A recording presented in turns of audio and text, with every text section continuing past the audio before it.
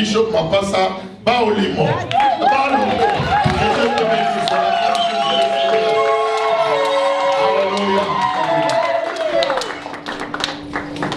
Vous êtes déjà fatigué?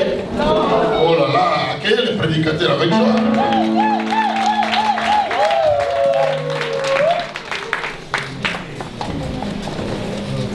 Amen. Amen.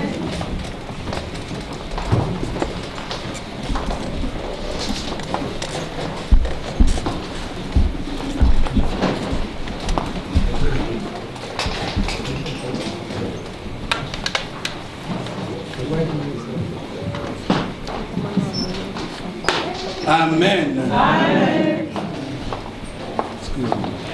Je voudrais, bien avant toute chose, pour nous, et Bishop Nessa Fred, tel que le Bishop Mathieu vient de le dire tout à l'heure, je leur dis grandement merci et nous étions bénis et le Seigneur continue à nous bénir davantage. Amen.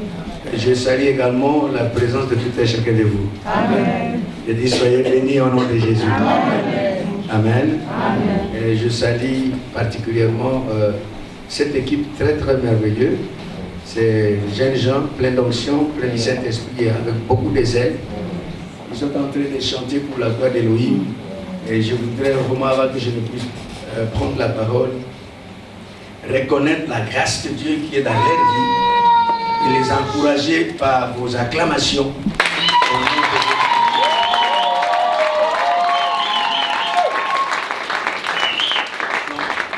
Je ne suis pas satisfait avec ces acclamations. Acclamons très bien pour ces gens.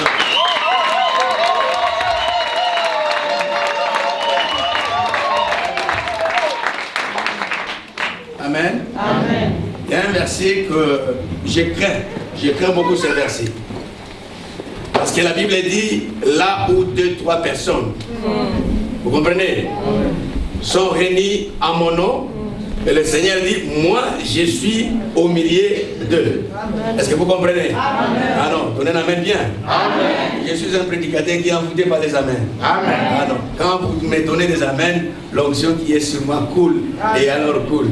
Amen. Bénis la vie de quelqu'un. Amen. Alors, le Seigneur dit, là où 2-3 personnes sont réunies en lui, lui il est là. Amen. Et donc ce soir, nous sommes plus que 3 ou 4 personnes. C'est pour dire que le Seigneur est là. Est-ce que vous comprenez? Amen. Vous ne le voyez pas, mais je dis que lui, il est là. Alors imaginez Céleste. Il est là. Tout ce que nous faisons, c'est pour lui que nous faisons. Amen. Et quand on vous demande d'acclamer pour lui, tout en sachant qu'il est là, il regarde, il contrôle toute personne. Est-ce que vous comprenez? Amen. Et pendant quelqu'un, on lui demande d'acclamer, il garde ses bras fermés. Le Seigneur dit voilà, celui-là ne m'aime pas. Alors maintenant, quand il veut bénir les gens, il va aussi garder les mains fermées pour toi. Est-ce que vous comprenez? Amen. Donc, la première des choses que je fais lorsque j'entre dans une église, je prends d'abord conscience de la présence de Dieu. Amen. Je me dis maintenant, je ne suis pas seul, le maître est avec moi. Amen. Et quand je prends conscience de cela, tout ce que je dois faire pour recevoir une bénédiction de la part du Seigneur. C'est pourquoi lorsque vous demande d'acclamer, acclamons bien, tout en sachant que derrière tout ce que nous faisons pour Dieu, il y a une bénédiction qui s'en découle. Je vous demande d'acclamer pour les jeunes gens, très fort.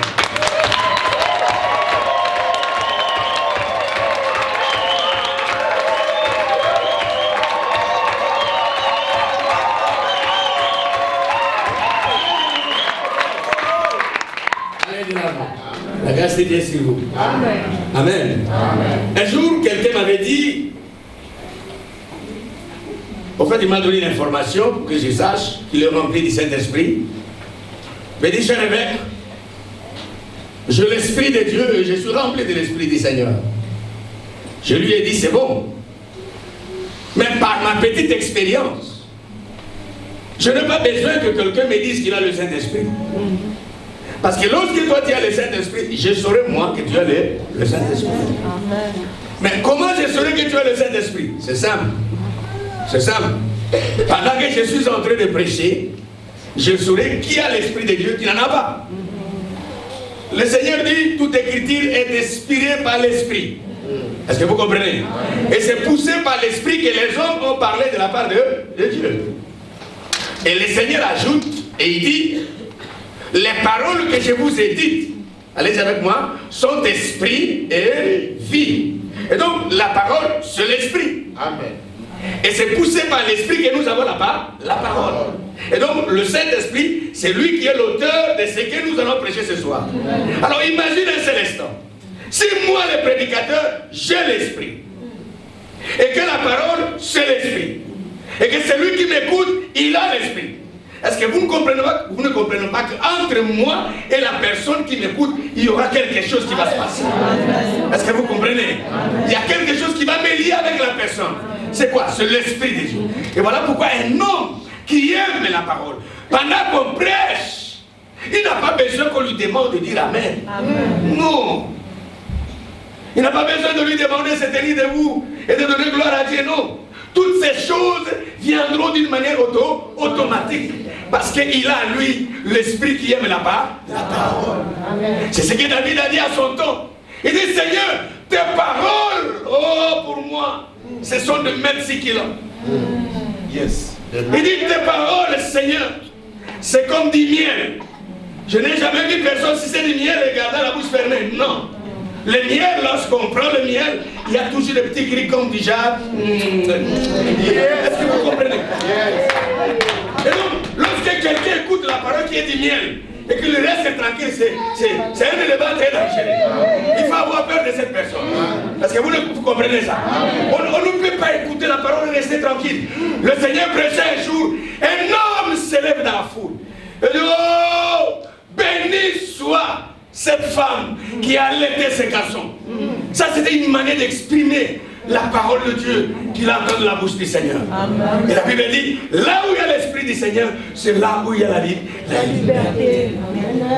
Mes amis, vous savez, lorsque le Seigneur nous donne l'opportunité comme celui-ci, c'est lui de s'asseoir et écouter la parole du Seigneur.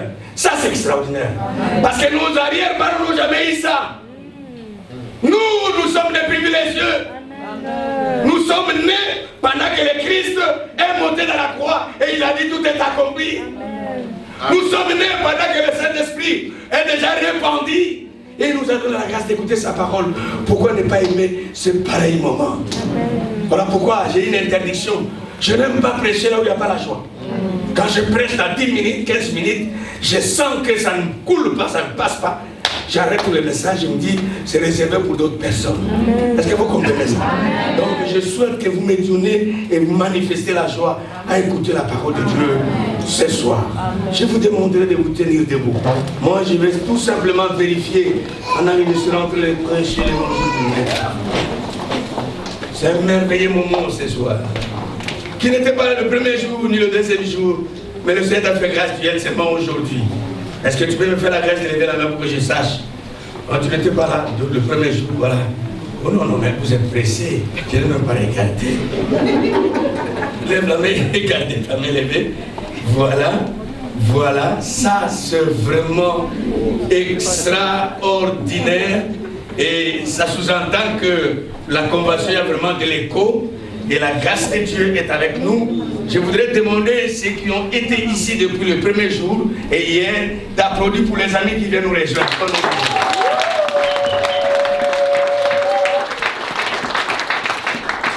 Je vous ai dit, attention, le Seigneur vous regarde l'ami là, il a croisé les bras. Ah, tu n'étais pas là, c'est toi qui mérites les acclamations. Alors, acclamons pour les amis qui sont venus aujourd'hui.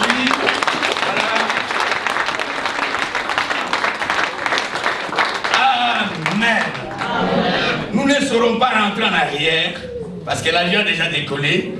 Alors nous voulons juste vous demander de faire une prière. Demande au Seigneur et dis au Seigneur, donne-moi un esprit de révélation et de connaissance à ta parole.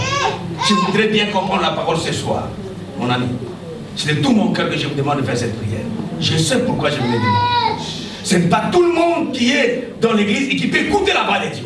Ce n'est pas tout le monde. Il n'y a que l'esprit qui connaît la profondeur de la parole. Et pendant qu'on prêche, il souffle, il injecte sur ta pensée la révélation. Et tu captes la parole. Une parole propre pour toi-même. Il n'y a que le Saint-Esprit qui peut vous aider. Voilà pourquoi je vous demandais de lever nos mains. Nous voilà, tel que nous le faisons humblement. Oui, et alors ensemble, ne méritons pas. Prier, c'est parler. Parlez correctement. Demande que le Seigneur vous donne un esprit de révélation et de connaissance. Je vous écoute. Prions le Seigneur, il est là, il vous écoute. C'est ça. C'est ça.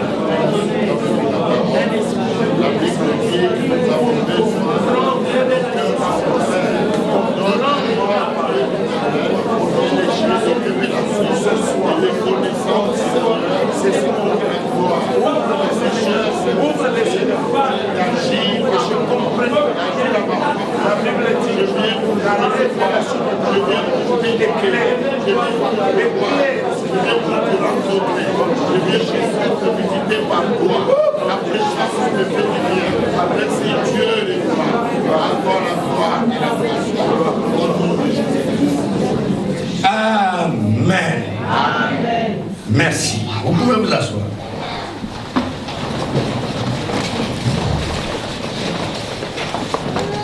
L'évangile du trône est l'homme à qui le Christ règne.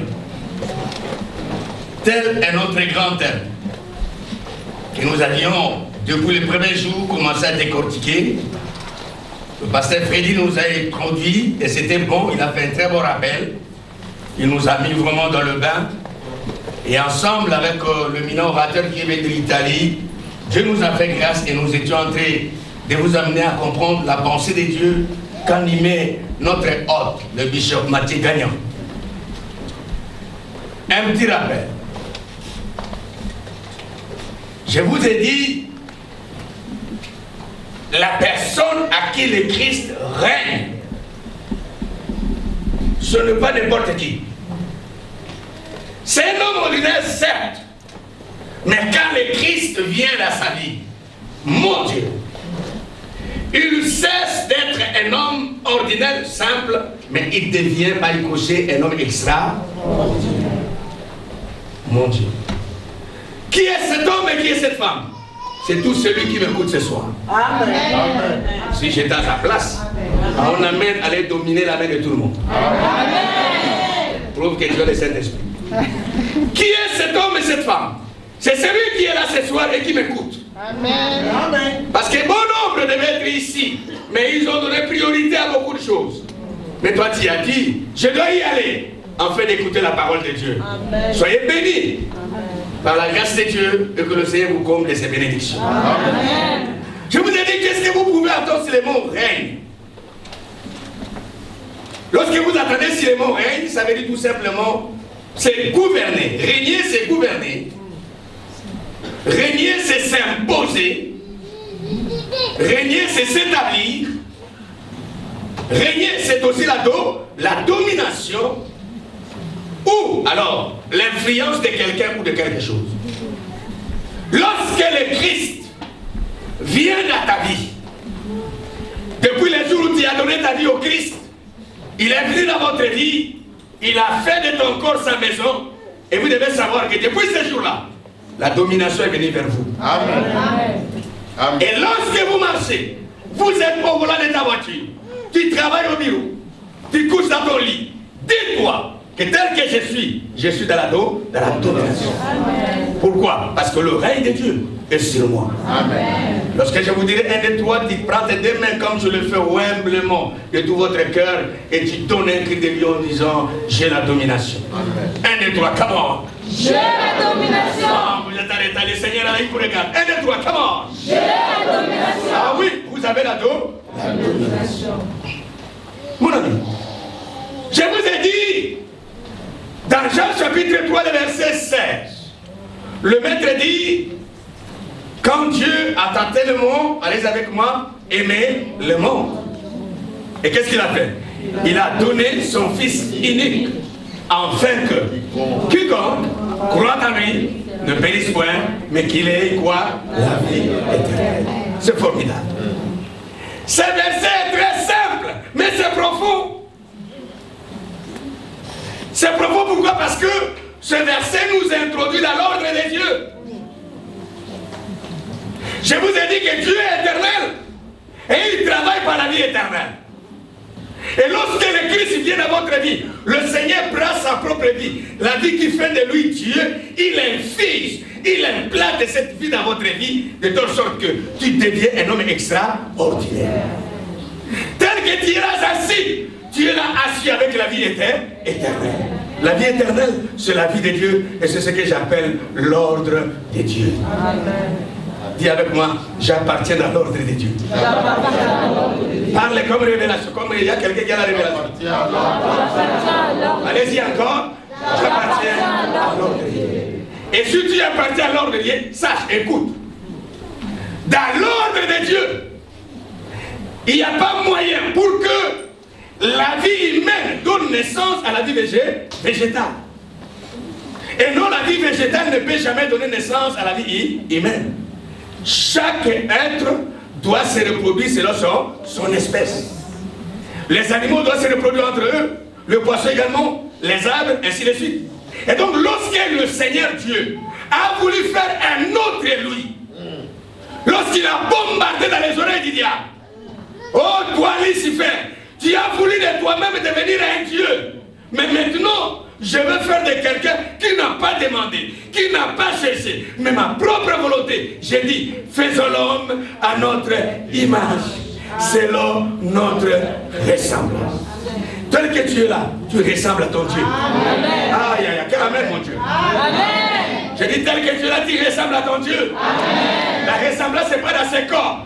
Voyez-vous, ce n'est pas dans ses corps. La ressemblance est dans l'homme qui est à l'intérieur. C'est au niveau spirituel. Au niveau spirituel, tel Dieu est, tel aussi toi, tu es. Si la puissance, c'est ce que vous êtes. Amen. Si la force, c'est ce que tu es. Amen. Si tu ne peux jamais tomber malade, toi aussi tu ne peux jamais tomber malade. C'est question de la révélation. Amen. Formidable. Il a dit, j'ai dit, vous êtes des dieux. Mais cependant, vous mourrez comme des hommes. Ça, c'est un regret. Donc, en d'autres termes, depuis que j'ai fait de vous mon espèce, un autre moi, vous deviez régner sur terre. Comme moi-même, je règne. Et ça, c'est vrai. Lorsque vous regardez la cosmos, l'univers, aucun être qui règne ici sur terre, plus que l'homme que nous sommes. Dis-moi quel est cet animal qui a inventé un avion. Dis-moi quel est ce poisson qui a donné naissance à un ordinateur. Ça, c'est l'émanation, le produit de celui qui a été créé à l'image de Dieu. Vous savez, le peuple périt parfois des connaissances. Lorsque vous avez cette révélation, waouh, ça, c'est une grande lumière qui apparaît pour dire, c'est impossible. Je ne peux pas échouer ici sur terre. Bouge la main avec moi. Impossible. C'est pas comme ça que je fais. Avec colère. Comment? Impossible. Alors dis au diable encore. Impossible. Dis, je ne peux pas échouer. J'ai la vie de Dieu. Je participe dans l'ordre de Dieu. Et je domine. C'est là où je vous ai introduit maintenant. C'est la domination. On a parlé bien de bonnes choses. Mais laissez-moi, mes amis, lire un verset. Quand je lis ce verset, c'est extraordinaire. Je vais lire avec vous. Parce que c'est ici où je vais décoller pour vous montrer comment vous pouvez exercer, ou tu peux exercer la domination que le Maître vous a donnée. Lisons avec moi Ésaïe chapitre 9. Et c'est celui qui a le Saint-Esprit. Amen.